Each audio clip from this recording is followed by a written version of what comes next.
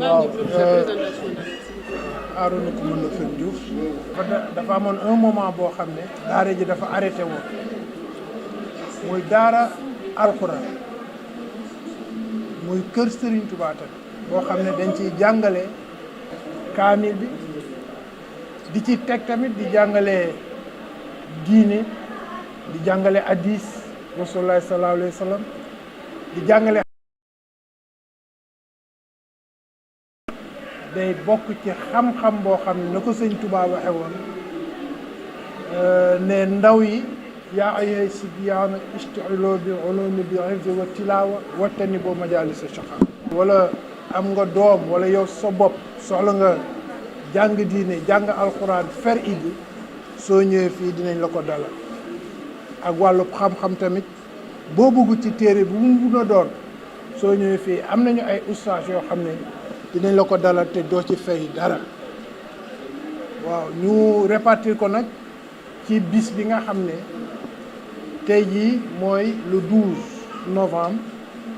le Serigne Touba def deuxième jour am à Dakar après l'exil bi mu jógee Gabon ci bis bi à partir de 17h pour xale yi jàngi école soo ñëwee fii dinañ la dalal dinañ la dalal baa nga commencé baasin soo ko commencé dinañ la dalal saar yi tamit saaru alxuraan yi ba keroog koo xam ne moom mooy su fekkee mag yi tamit 17h suñu wàccee mën nañu ñëw fii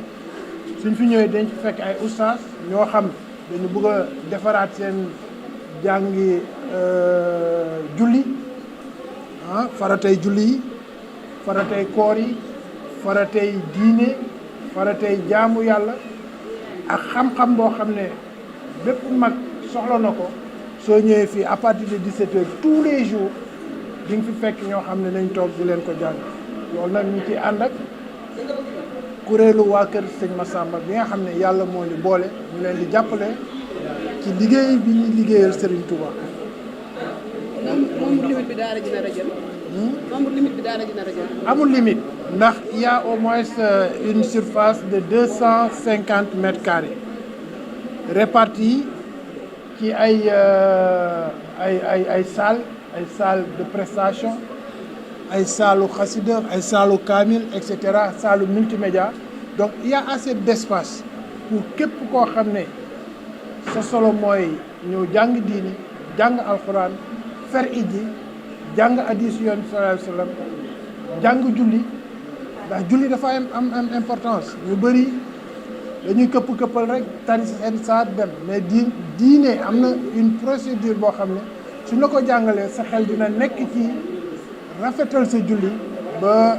incha allah lépp loo xam ne faratay julli la dinañ la ko fi jàngal.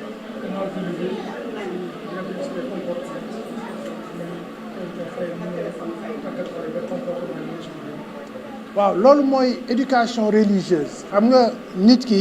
ñun dañuy wax ne ci biir jàngale alxuraan dañ lay jàngale comportement jullit xale yi suñ leen di taataagal ñu commencé dal baasin et cetera ci loolu tamit lañ leen di jàngal lan mooy jikkowoo jullit donc ñu mooñ leen ci li nga xam ne diine moom la wax ne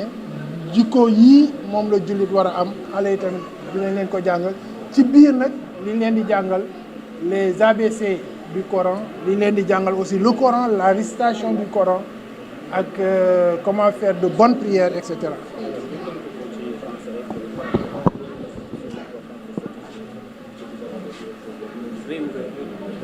waaw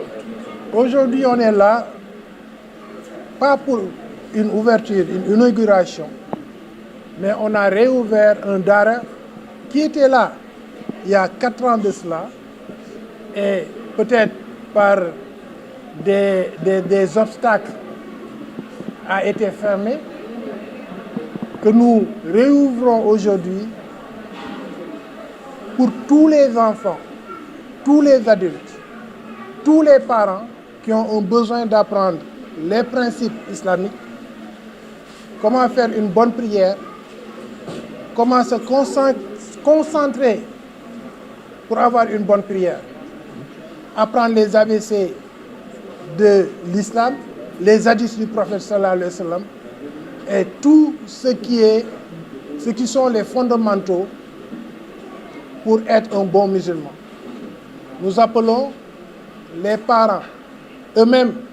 qui ont des besoins d'apprendre les principes islamiques. Nous appelons aussi leurs enfants, d'amener leurs enfants d'apprendre le Coran. On m'a demandé tout à l'heure, et l'enseignement du comportement musulman, c'est en apprenant les ABC du Coran qu'on intègre dans les instructions comment doit se comporter un bon musulman. Donc, ce dara, nous l'avons mis à la disposition de tous les musulmans, de tous ceux qui sont à la recherche de la connaissance islamique, comme l'a instruit Serigne Touba, qui disait Ya ayyuha sibyaanu istihillu bil ulumi bi izzi wa tilawa wattanibu majalis shaqawa. Oh vous les jeunes, venez et allez courir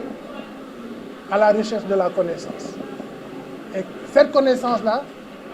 que ça vous vaut au moins la peine d'aller jusqu'à Sine ou Sam, c'est-à-dire les pays de l'Est, pour trouver cette connaissance-là. Et quand vous avez cette connaissance-là, la garder et la reviver à tout moment de votre vie. Donc, nous avons mis à la disposition de la population, je ne dis même pas la population de Biscuiterie seulement, mais la population dakaroise, pour qu'il y ait au moins un lieu où eux-mêmes, en tant que parents, veulent s'abreuver sur les principes islamiques, mais leurs enfants, leurs petits-enfants aussi, sont la bienvenue et les instructions, l'enseignement, tout ce qui sera à la disposition de la connaissance islamique seront gratuites. Donc c'est ça l'appel que nous faisons et je pense que nous allons faire aussi des flyers qui vont aller dans toutes les maisons pour dire qu'il y a gratuitement un lieu où vos enfants ou vos parents peuvent venir et apprendre le Coran et les principes islamiques. Il n'y a pas de limite de personnage parce que nous mettons à la disposition de cette connaissance, de ce lieu qui est un lieu de connaissance de la théologie islamique, 250 mètres carrés répartis à des salles de conférence, salles de prestation, salles d'enseignement pour adultes, salles d'enseignement aussi pour, comment dirais-je, les principes religieux, comment avoir une bonne prière, comment faire une bonne prière, comment rectifier les prières en temps d'erreur, parce qu'on fait beaucoup d'erreurs souvent en faisant la prière, comment les rectifier. Apprendre aussi le Coran, la récitation des sourates, hein, et tout cela est inclus dans la recherche de cette connaissance-là, ici enseignée en ce lieu. Monsieur le ministre, boo ñu ko permettre rek actuellement ci biir Pastef bi nga xamante ni yaa ngi ko en tant que allié gis nañ ko ay yëngu-yëngu ñàkk déggoo bi nga xamante ni am na ko boo ñu mënee dikkal tuuti rek réaction bi. waaw xam nga man dama gelé woon suma activité.